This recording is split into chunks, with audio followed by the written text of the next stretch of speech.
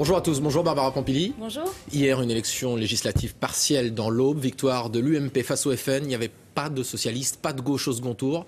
C'est pas la première fois depuis près de 2 ans. C'est le symbole de quoi ça ?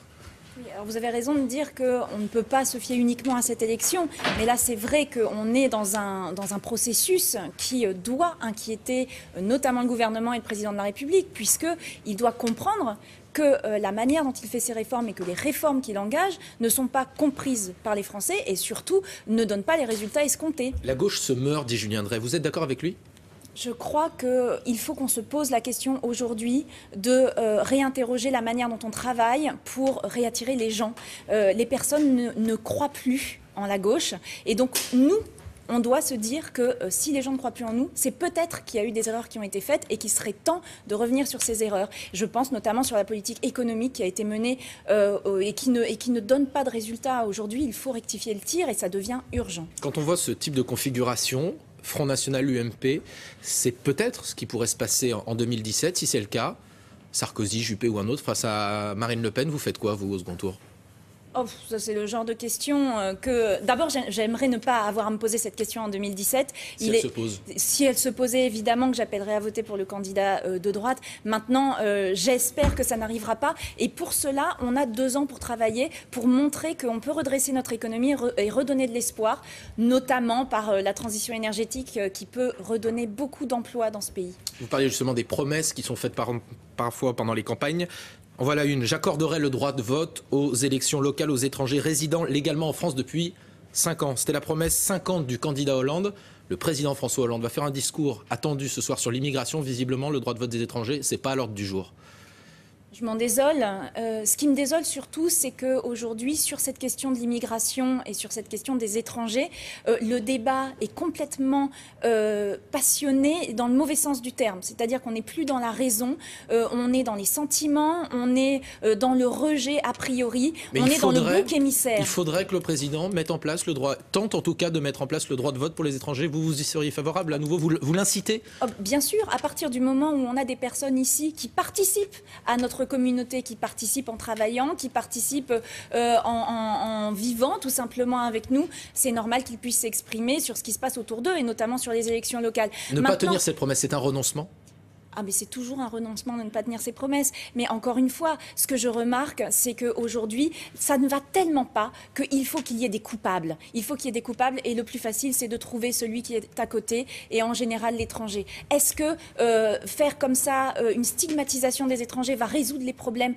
Non. Donc ce que j'aimerais aujourd'hui dans son discours, c'est que le président réussisse à dépassionner le débat, réussisse à rétablir les faits, hein, c'est-à-dire que les étrangers ne sont pas chez nous une source de problèmes, ils ont plutôt c'est notre culture, le fait qu'il y ait une immigration dans notre pays. C'est ce qui a apporté de la richesse et j'aimerais bien qu'on ne l'oublie pas. Vous parliez justement des mesures économiques, du discours économique. Le ministre de l'économie continue la pédagogie autour de sa loi, la loi dite Macron, qui prévoit notamment le passage en termes de dimanche travaillé par an de 5 à 12. Est-ce que vous y êtes favorable ? Non, nous considérons qu'il faut savoir poser des limites. Parce qu'aujourd'hui, tout autour du commerce, tout autour de la consommation, est-ce que c'est ça la société que nous voulons? Est-ce que ouvrir tous les dimanches va résoudre le problème de la crise économique aujourd'hui ou va résoudre les problèmes d'emploi des gens? Vraiment, la question se pose. C'est pas une loi de gauche, la loi Macron? Non, a priori, c'est pas du tout une loi de gauche. C'est une loi de droite, une loi libérale? Je sais bien qu'on aime coller des étiquettes, c'est plus facile. Moi, ce que j'espère, c'est qu'on va essayer d'avoir un débat sur comment résoudre nos problèmes économiques. Le travail le dimanche peut s'entendre dans certains cas, il existe d'ailleurs dans certains cas. Est-ce que pour cela, il faut qu'il n'y ait plus un seul jour où les familles puissent se retrouver pour faire autre chose que consommer? Vraiment, il faut prendre cette question avec précaution et en l'état actuel? Vous ne la voterez pas, cette loi? À l'heure actuelle, elle n'est pas votable pour nous. Maintenant, cette loi a déjà beaucoup évolué depuis les premiers jets qu'on avait vus. On espère qu'elle évoluera le mieux possible. C'est une régression, comme dit Martine Aubry, pour vous, cette loi? Sur les dimanches, oui, parce que, encore une fois, on ne se pose pas, à mon avis, les bonnes questions. La bonne question, c'est de réinvestir dans notre pays pour redonner de l'emploi aux gens, et notamment, que ce soit dans les emplois à la personne, que ce soit dans les emplois sur les économies d'énergie, sur les énergies renouvelables, sur les transports. Il y a plein de choses à faire dans ce pays, il y a plein d'énergie, d'innovation à faire. Je ne crois pas qu'en prenant par ce bout-là, on prenne par le bon bout. Justement, Martine Aubry, on en parlait à l'instant. Est-ce que vous souhaitez que Martine Aubry soit la candidate de la gauche dans cette nouvelle grande région Nord-Pas-de-Calais, Picardie, dont vous faites partie? Écoutez, on verra. Ce que je veux, c'est que dans cette nouvelle grande région, déjà, les gens puissent réussir à se parler, que l'on n'oublie pas la Picardie, qui est quand même le cœur maintenant de cette région, et que surtout, il puisse y avoir un débat qui sorte juste de la du prisme Front National, parce qu'on sait très bien que le Front National va faire un score important.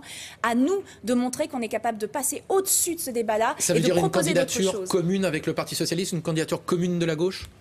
On peut réfléchir à ça. Pour l'instant, nous, on n'a pas prévu ça. On a prévu d'avoir notre propre candidature parce que l'expression de toutes les forces politiques est importante.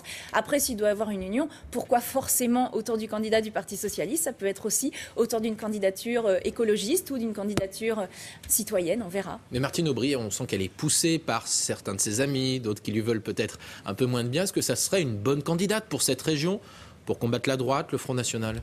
Je n'ai pas à choisir le candidat ou la candidate du Parti Socialiste. On sent justement que les écologistes avec le Parti Socialiste, c'est difficile depuis presque 2 ans. En un mot, est-ce que vous êtes quand même favorable ou pas à une candidature commune en 2017, quand on voit les scores des différentes élections partielles? À chaque fois qu'on me pose la question sur 2017, je réponds, vous avez vu ce qui se passe aujourd'hui, vous avez vu les scores terribles qu'on fait. Donc avant de penser à tout ça, nous, on doit penser à reparler aux gens, à arrêter de se regarder le nombril et à faire avancer ce pays. Si on veut que la gauche ait une chance d'avoir des possibilités d'être élu en 2017, il faut vraiment qu'on réagisse sur le fond et sur les politiques publiques à mener, pas sur les débats politiciens. Merci beaucoup Barbara Pompili, c'est à vous William. Merci beaucoup. On continue avec l'actu.